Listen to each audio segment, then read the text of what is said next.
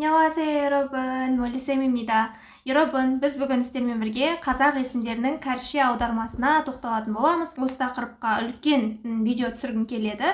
Алайда сіздер мынаны ескеру керексіздер. Мен Адина, Медина, Мунира, Тахмина, Анеля деген секілді өзім де аудармасын дұрыс білмейтін, араб тілінен, шет тілінен енген аттарды мен өзім де аудара алмаймын. Соны түсінгендеріңіз дұрыс. Олай болса кеттік. Ең алдыменен құрамында ай сөзі бар есімдерді аударып көрейікші. Өте көп кездесетін ай деген кәрісше тал болады. Тал. Енді осы тал сөзіне келесі сөздерді жалғап айта береміз. Ең бірінші айгүл. Ай дегеніміз тал, гүл дегеніміз кот. Айгүл, тайкот. Айсұлу, айкерім, айкөркем, ай ару деген секілді аттардың барлығын мен бірдей аудардым. Себебі көркем, сұлу, ару дегендердің барлығы мағынасы әдемі, сұлу дегенді білдіреді. Яғни тал миньо болады. Тал миньо. Тал деген ай, миньо деген сұлу, көркем, әсем, ару деп аударылады. Ай нұр. Талпит.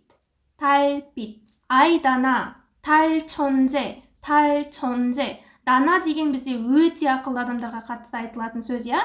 Чонже негізі гений деп аударылады, бірақ гений дегеніміз өте ақылды адам ғой. Значит, айдана тал чонже. Тал чонже. Ал дана деген есімді просто чонже деп аударсақ болады. Гений. Ай жан. Тал 영혼. Тал 영혼. Ай бізде тал, 영혼 дегеніміз жан, адамның жаны, душа деген мағынаны. Осы жерде 영혼 дегенді айттық қой, ару жанға тоқталып кетсек, я. Ару деген жоғарыда айттым, миньо болады. Жан бізде 영혼, яғни миньо 영혼, ару жан. Құрамында ай бар есімдерді бітірсек, аудармасы кішкене кәрісшеге аударғанда кәрістер естігенде what деп қалатындай, сондай есімдерді аудармасына тоқталып кеттім деп тұр, өте қызық болатын сияқты. Ең бірінші қара көз. Қара көз кәрісше комын нун. Комын нун. Сізден кәріс иремей бояйо, есіміңіз кім деп сұраса, сіз комын нун десеңіз дейді кәрістер. Қаламқас. Қаламқас. Қалам дегеніміз йонпил, қас дегеніміз нунсоп. Йонпил нунсоп. Иремей бояйо, йонпил нунсопие요. Тағы да қандай? Ақбота.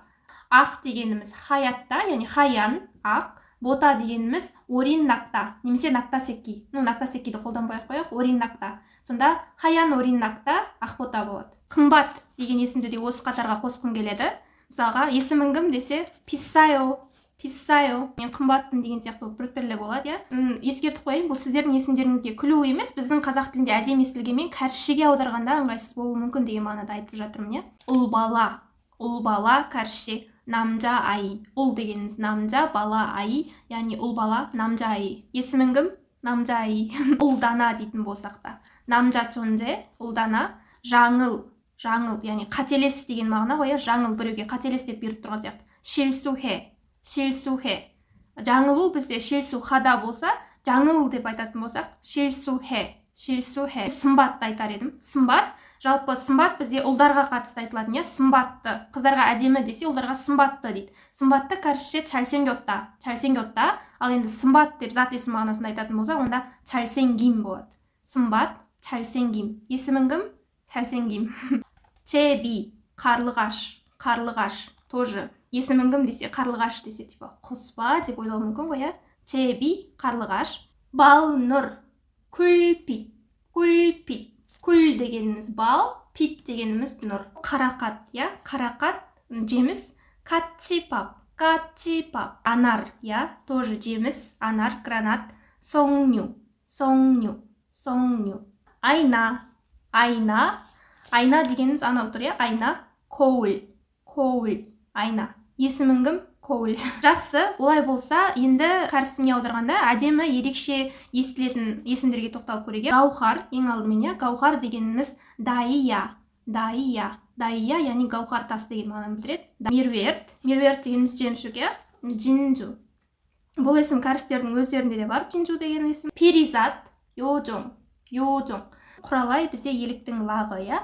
Кәрісше елікті біз сасым дейміз. Значит, құралай сасым. Алтынай, кымтал.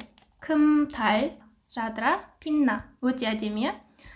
Ары қарай тағы да өте көп сұралған есімдердің бірі ол мөлдір болды. Менің өзімнің де есімім мөлдір. Сіздерге қызық шығар, я, мен кәрістерге өз атымды қалай айтатыным. Басында мен ойлайтын мөлдір деген ол прозрачный ғой. Прозрачный таза. Яғни прозрачный дегенді аударып көрдім. Ол тумёң. прозрачный дегеніміз 투명 болып аударылады. 투명. Бірақ атың мағынасы қалай десек, прозрачный десең біртүрлі ғой. Сондықтан ойланып келінде кристалл деген бізде бар емес па? Кристалл ол өте сондай жылтыр, мөлдір, таза келеді ғой. Сондықтан кәріс тіліндегі кристалдың аудармасын алып, мен мөлдір деп айтатын болдым. Ол 수정. Сіздерге өзім ғана қолданып жүрген едім. Осы уақытқа дейін басқа да мөлдірлер осы есімді кәрісше ат ретінде қолдансаңыздар болады. 수정. Мысалы, менің фамилиям Олжатаева, одан оны алып, О-су-жоң деп қолданамын. Кәрістер мені солай атайды. Аударуға қиналған есімдердің бірі болды. Ол құрамында ерке сөзі бар есімдер. Жан ерке, ай ерке деген секілді. Неге қиналдым? Өйткені ерке деген сөзді кәріс тілінде бір ғана сөзбен жеткізу қиын. Ол мал, чал, антынның, чоромның деген секілді сөздермен айтуға болады, бірақ бір ғана сөзбен ерке, избалованный деп айтуға келмейді да. Сол секілді кәрістер ағылшынның spoiled деген сөз бар ғой, избалованный деген мағынаны білдіретін. Соны кәдімгі конглиш, яғни хангыльмен айтып қолданады кәрістер. Жан еркені аударатын болсақ, мысалға жан дегеніміз yoңон, ерке дегеніміз spoiled болады. Сонда yoңон spoiled. Немесе spoiled yoңон деп аударсаңыз болады жан еркені. Ай еркені сәйкесінше tal spoiled, немесе spoiled tal. 그럼 오늘은 여기까지고요. 다음 수업에서 만나요. 안녕.